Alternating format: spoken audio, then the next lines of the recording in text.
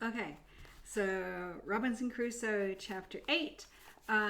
First of all, ta-da! I have organized my bookshelf. Not that that means much to you, but it certainly makes me feel better.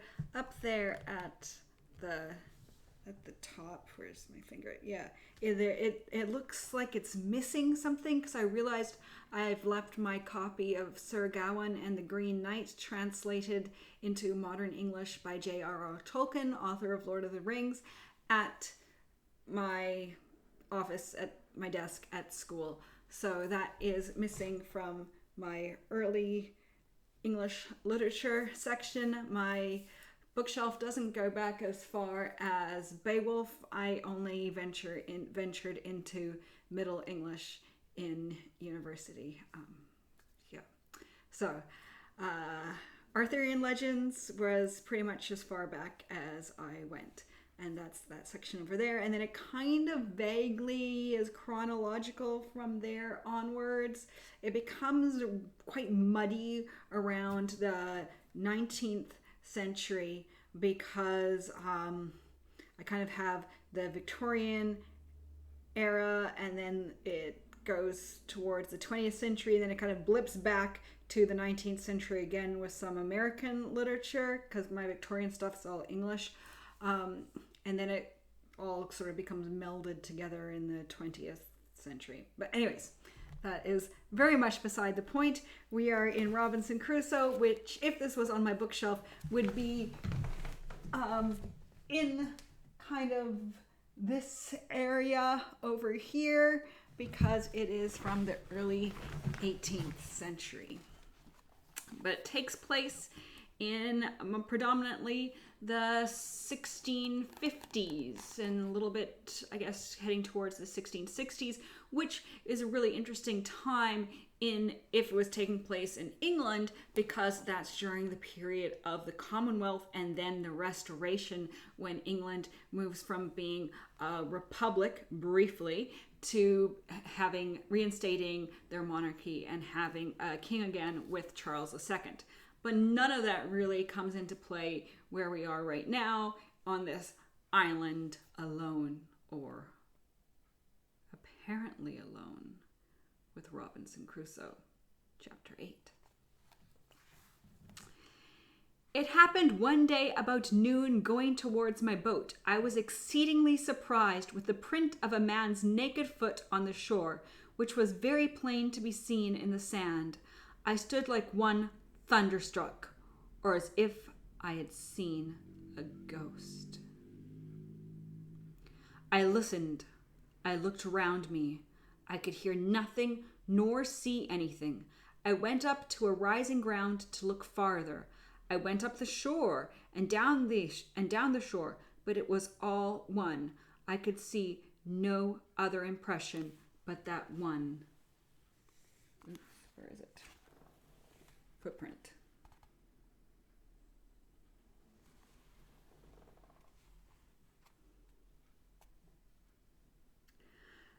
I went to it again to see if there were any more. I went to it again to see if there were any more, and to observe it if it might not be my fancy. But there was no room for that. That means no room for fancy. For there was exactly the very print of a foot, toes, heel, and every part of a foot. How it came thither I knew not, nor could in the least imagine. But after innumerable fluttering thoughts, like a man perfectly confused and out of myself, I came home to my fortification, not feeling, as we say, the ground I went on, but terrified to the last degree, looking behind me at every 2 or 3 steps, mistaking every bush and tree, and fancying every stump at a distance to be a man. Nor is it possible to describe how many various shapes affrighted my imagination Nor is it possible to describe how many various shapes affrighted my imagination, represented things to me in how many... I'm having a hard time reading that. I'll try again. Nor is it possible to describe how many various shapes affrighted imagination... If I had editing software, I would edit this, but you get to see it warts and all, so to speak.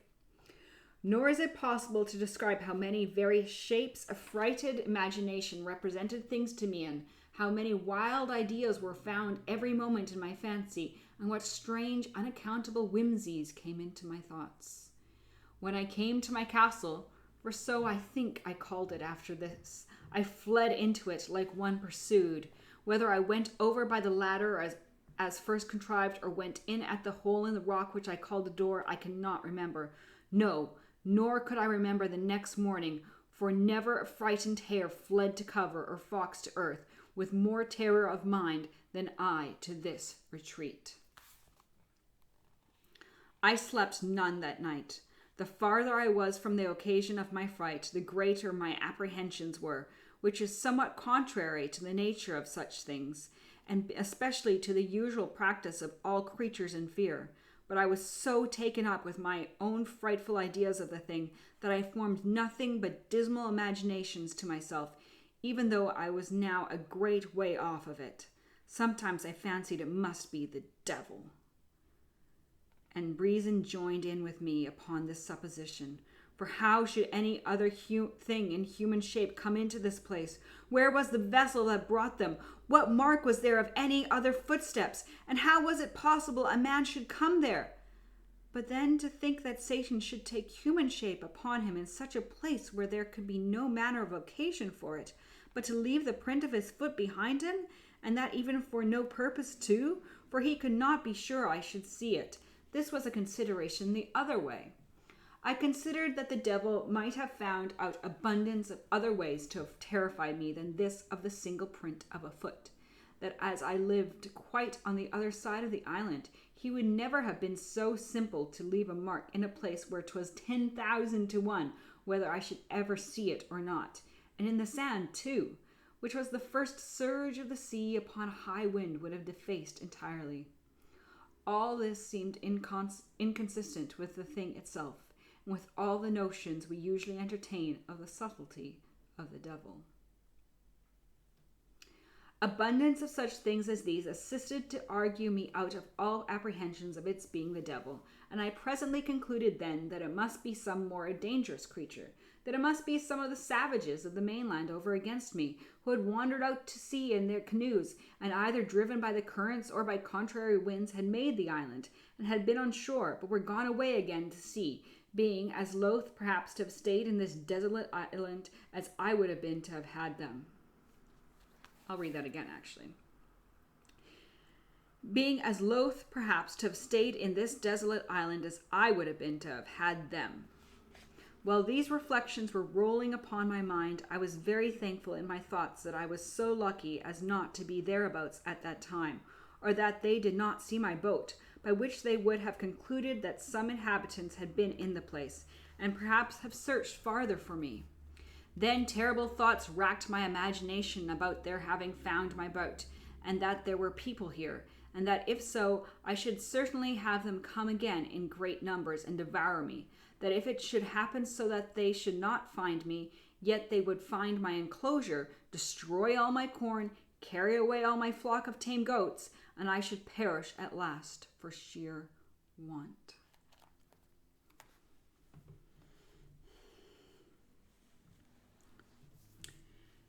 In the middle of these cogitations, apprehensions, and reflections, it came into my thought one day that all this might be a mere chimera of my own, and that this foot might be the print of my own foot, when I came on shore from my boat. This cheered me up a little too, and I began to persuade myself that it was all a delusion, that it was nothing else but my own foot, and why might I not come that way from the boat, as well as I was going that way to the boat? Again, I considered also that I could by no means tell for certain where I had trod and where I had not, and that if at last this was only the print of my own foot, I had played the part of those fools who strive to make stories of specters and apparitions, and then are frightened at them more than anybody. So he's talking about people who, like make up ghost stories or to try to scare other people and end up believing their own stories and scaring themselves. And we see this sometimes when you're a kid and you're telling scary stories and then you end up being scared in bed at night, can't fall asleep.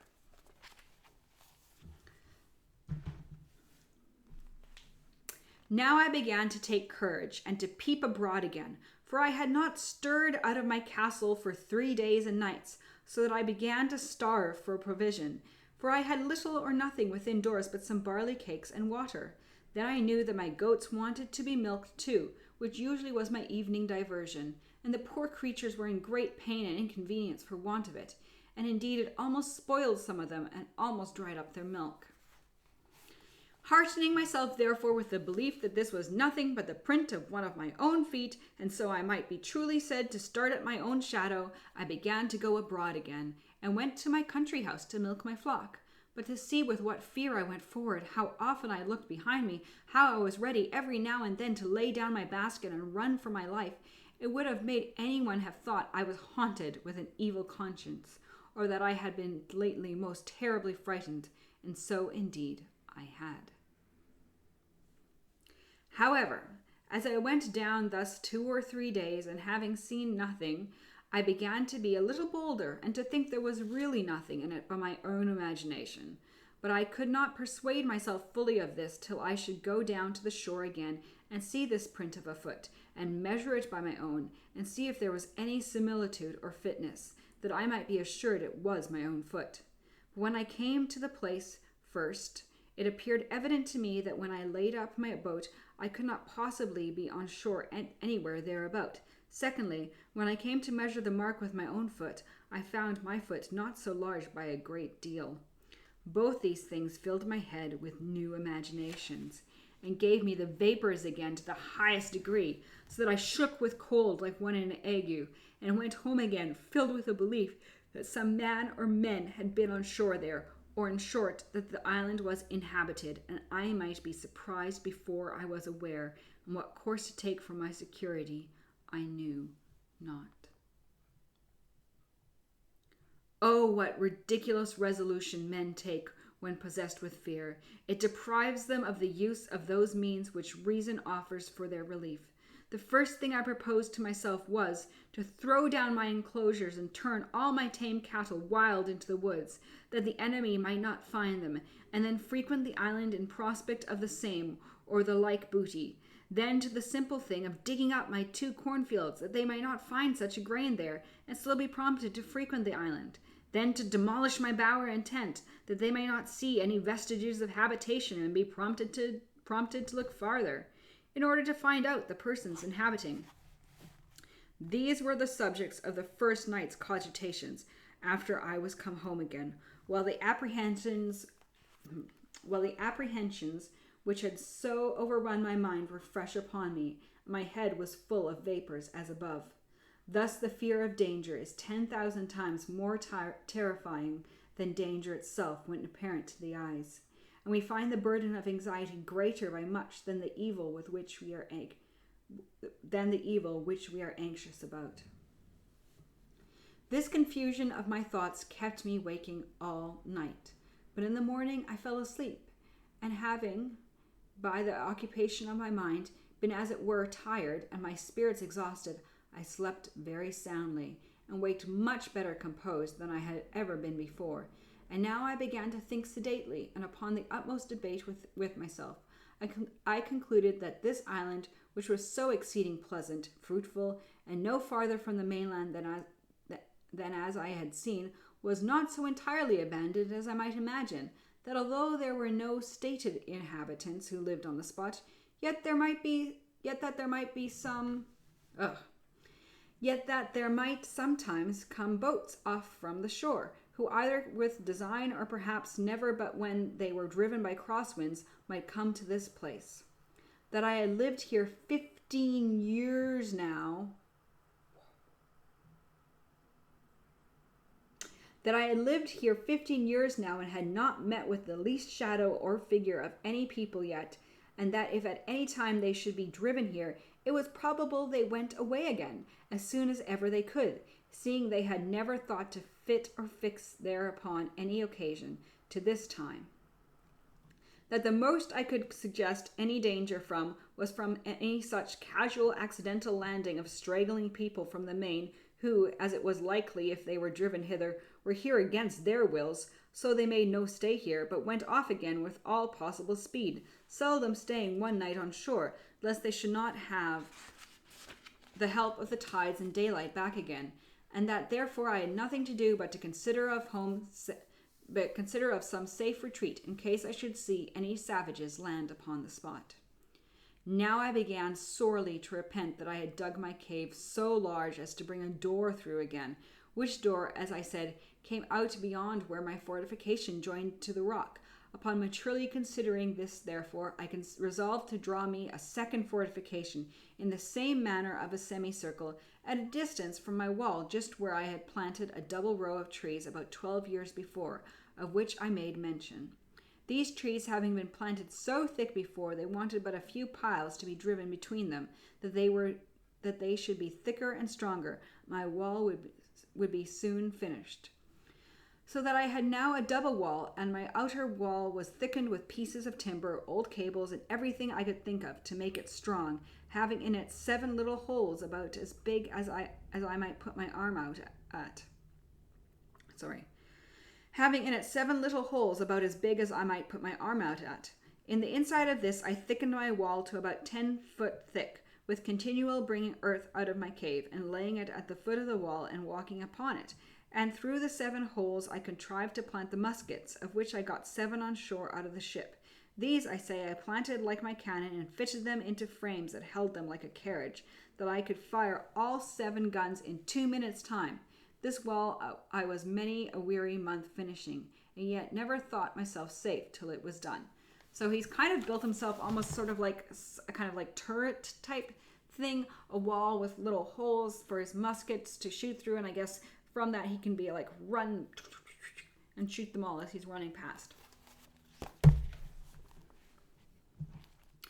When this was done, I stuck all the ground without my wall for a great way every way, as full with stakes or sticks of the osier-like wood, which I found so apt to grow, as they could well stand, insomuch that I believe I might set in near 20,000 of them, leaving a pretty large space between them and my wall, that I might have room to see my enemy, and they might have no shelter from the young trees if they attempted to approach my outer wall.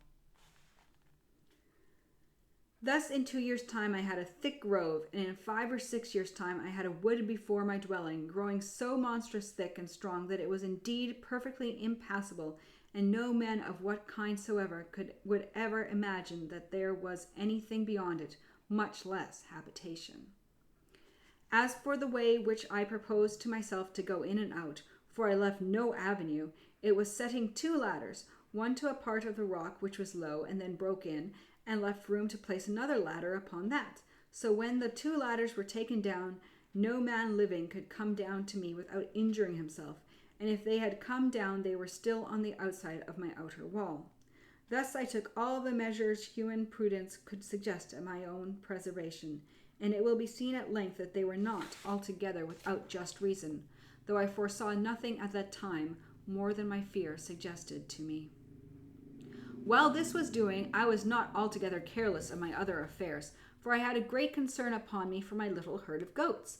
They were not only a present supplied to me upon every occasion, and began to be sufficient to me without the expense of powder and shot, but also without the fatigue of hunting after the wild ones, and I was loath to lose the advantage of them, and to have them all to nurse up over again. To this purpose, after long consideration, I could think of but 2 ways to preserve them.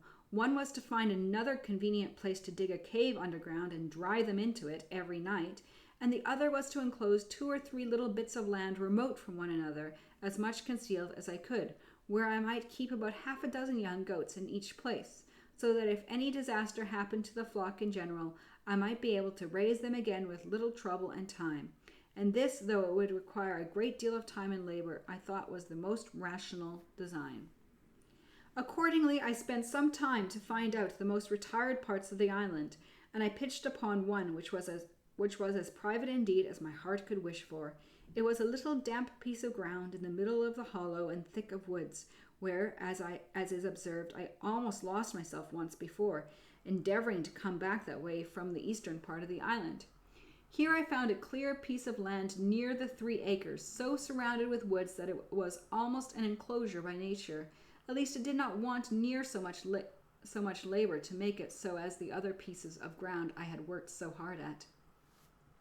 I immediately went to work with this piece of ground, and in less than a month's time I had so fenced it round that my flock or herd, call it which you please, who were not so wild now as at first they might have supposed to be, were well enough secured in it. So without any farther delay I removed 10 young she-goats and 2 he-goats to this place, and when they were there I continued to perfect the fence till I had made it as secure as the other, which, however, I did at more leisure, and it took me up more time by a great deal. All this labor I was at the expense of, purely from my apprehensions on the account of the print of a man's foot which I had seen, for as yet I never saw any human creature come near the island, and I had now lived 2 years under these uneasinesses. So he saw the foot 2 years ago now. So we've covered quite a bit of time in the course of this chapter.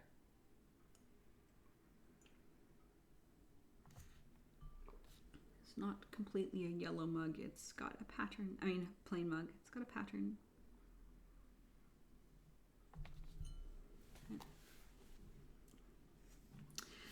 So, I'm going to reread that paragraph. It's very short, page 133.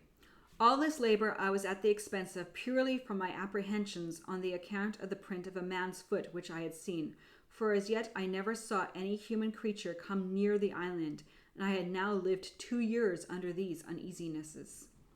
After I had thus secured one part of my little living stock, I went about the whole island searching for another private place to make such another deposit, when wandering more to the west point of the island than I had ever gone yet, and looking out to sea, I thought I saw a boat upon the sea at a great distance. I had found a prospective glass or 2 in one of the seaman's chests. So he's a telescope, prospective glass. Can I see my own eye? Nope. Yes. Okay. Yeah. I had found a prospective glass or 2 in one of the seaman's chests, which I saved out of our ship, but I had it not about me, and this was so remote that I could not tell what to make of it, though I looked at it till my eyes were not able to look any longer. Whether it was a boat or not, I do not know, but as I descended from the hill, I could see no more of it, so I gave it over, only I resolved to go no more out without a perspective glass in my pocket. When I was come down the hill to the end of the island, where indeed I had never been before, I was immediately convinced that the seeing the print of a man's foot was not such a strange thing in the island as I imagined, but that it was a special providence that I was cast upon the side of the island where the savages never came. I should easily have known that nothing was more frequent than for the canoes from the main, when they happened to be a little too far out at sea, to shoot over to that side of the island for harbor. Likewise, as they often met and fought in their canoes, the victors, having taken any prisoners, would bring them over to this shore, where, according to their dreadful customs, being all cannibals, they would kill and eat them. Or so Robinson supposes. When I was come down the hill to the shore, as I said above, being the southwest point of the island, I was perfectly confounded and amazed, nor is it possible for me to express the horror of my mind at seeing the shore spread with skulls, hands, feet, and other bones of human bodies. And particularly I observed a place where there had been a fire made, and a circle dug in the earth, where it is supposed the savage wretches had sat down to their inhuman feastings upon the bodies of their fellow creatures. I was so astonished with the sight of these things that I entertained no notions of any danger to myself from it for a long while. All my apprehensions were buried in the thoughts of such a pitch of inhuman, hellish brutality, and the horror of the degeneracy of human nature, which, though I had heard of often, yet I never had so near a view of before. In short, I turned away my face from the horrid spectacle. My stomach grew sick, and I was just at the point of fainting when nature discharged the disorder from my stomach, and having vomited with an uncommon violence, I was a little relieved, but could not bear to stay in the place a moment. So I went up the hill again with all the speed I could, and walked on towards my own habitation. When I came a little out of that part of the island, I stood still a while as amazed, and then, yawning. When I came a little out of that part of the island, I stood still a while as amazed, and then recovering myself, I looked up with the utmost affection of my soul, and with a flood of tears in my eyes, gave God thanks that I had cast my first lot in a part of the world where I was distinguished from such dreadful creatures as these, and that, though I had esteemed my present condition very miserable, had yet given me so many comforts in it that I had still more to give thanks for than to complain of. In this frame of thankfulness, I went home to my castle and began to be much easier now as to the safety of my circumstances than ever I was before, for I observed that these wretches never came to this island in search of what they could get, perhaps not seeking, nor wanting, nor expecting anything there. Perhaps not seeking, not wanting, not expecting anything here, and having often, no doubt, been up in the covered woody part of it without finding anything to their purpose. I knew I had been here now almost 18 years, and never saw the least footsteps of human creature there before.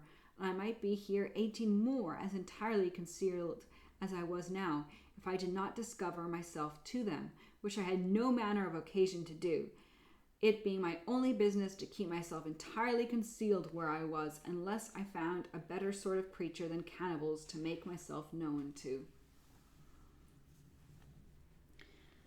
Yet I entertained such an abhorrence of the savage wretches that I have been speaking of, and of the wretched inhuman custom of their devouring and eating one another up, that I continued pensive and sad, and kept close within my own circle for almost 2 years after this. When I say my own circle, I mean by it my 3 plantations, my castle, my country seat, which I called my bower, and my enclosure in the woods. Nor did I look after this for any other purpose than as an enclosure for my goats, for the aversion which nature gave me to these hellish wretches was such that I was fearful of seeing them as of seeing the devil himself. Nor did I so much as go to look after my boat in all this time, but began rather to think of making me another. For I could not think of ever making any more attempts to bring the other boat round to the island to me, lest I should meet with some of the creatures at sea, in which if I happened to have fallen into their hands, I knew what would have been my lot. In other words, he's assuming he would be killed and eaten. Time, however, and the satisfaction I had that I was in no danger of being discovered by these people began to wear off my uneasiness about them. I began to live just in the same composed manner as before, only with this difference, that I used more caution and kept my eyes more about me than I did before, lest I should happen to be seen by any of them, and particularly I was more cautious of firing my gun, lest any of them being on the island should happen to hear it, and it was therefore a very great good providence to me that I had furnished myself with tame goats, that I needed not to hunt any more about the woods, or shoot at them, and if I did catch any of them after this, it was by traps and snares, as I had done before, so that for 2 years after this, I believe I never fired my gun once off, though I never went out without it, and which was more, as I had saved 3 pistols out of the ship, I always carried them out with me, or at least 2 of them, sticking them in my goatskin belt. Also, I furbished up one of the great cutlasses that I had out of the ship, and made me a belt to put it on also, so that I was now a most formidable fellow to look at when I went abroad, if you add to the former description of myself the particular of 2 pistols and a great broadsword hanging at my side in a belt, but without a scabbard. My invention now ran quite another way, for night and day I could think of nothing but how I might destroy some of these monsters in their cruel, bloody entertainment, and if possible, save the victim they should bring hither to destroy. It would take up a larger volume than this whole work is intended to be to set down all the plans I hatched, or rather brooded upon in my thoughts for the destroying these creatures, or at least frightening them so as to prevent their coming hither any more. But all was abortive. Nothing could be possible to take effect unless I was to be there to do it myself. And what could one man do among them, when perhaps there might be 20 or 30 of them together, with their darts or their bows and arrows, with which they could shoot at as true a mark as I could with my gun?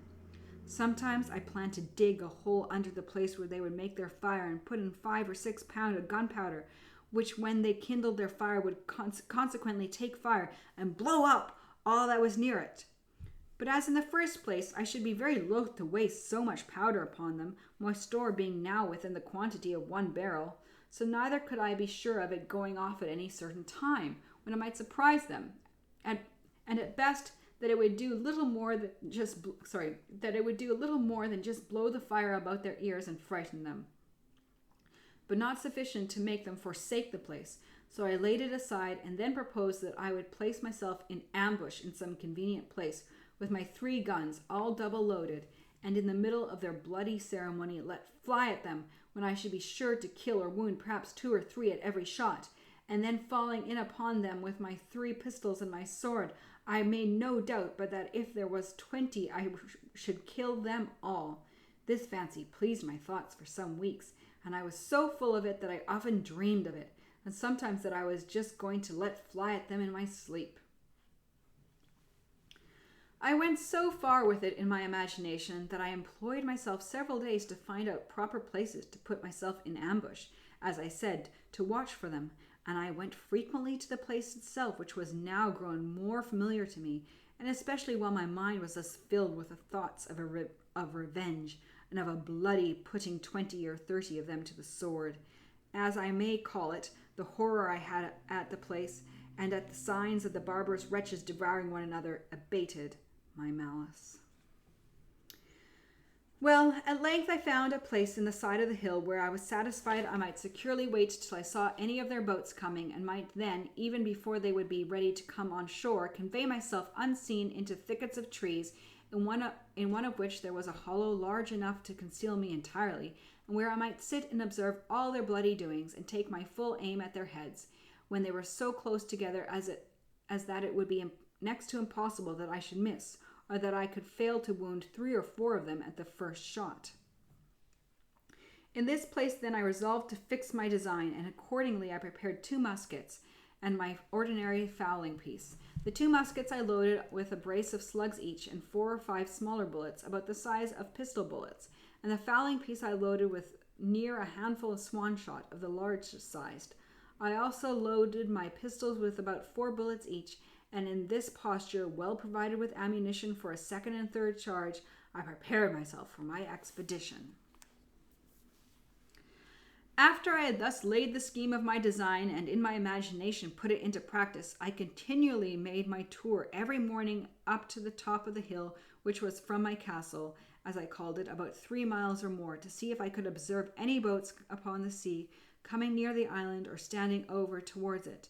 But I began to tire of this hard duty, after I had for 2 or 3 months constantly kept my watch, but came always back without any discovery, there having not in all that time been the least appearance, not only on or near the shore, but not on the whole ocean, so far as my eyes or glasses could reach at every way.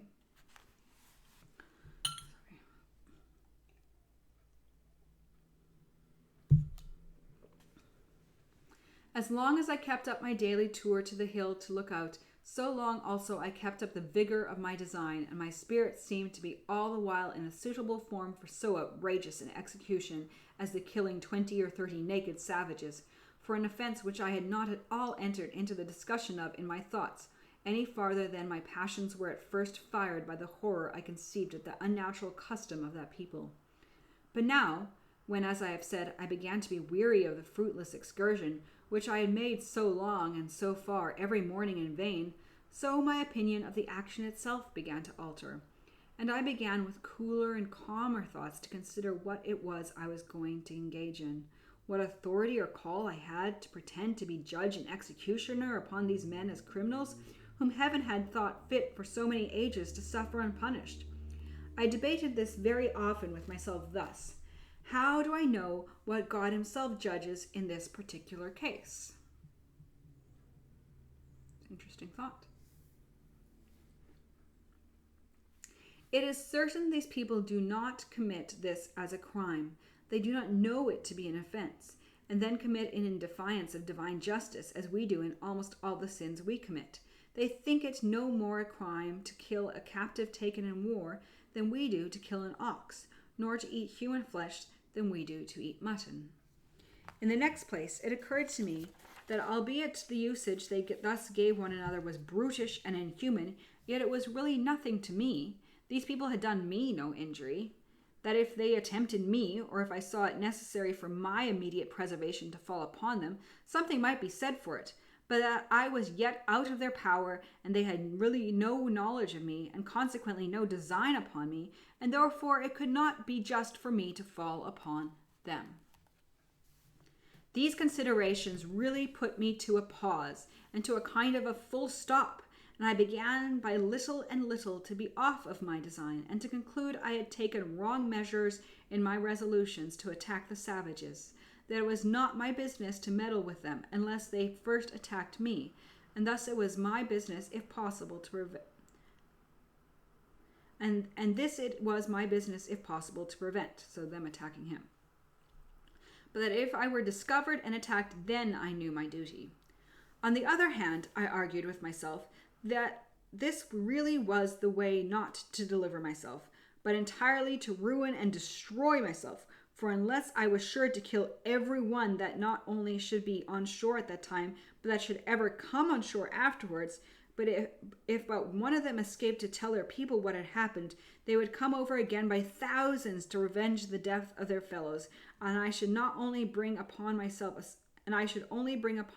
a certain destruction.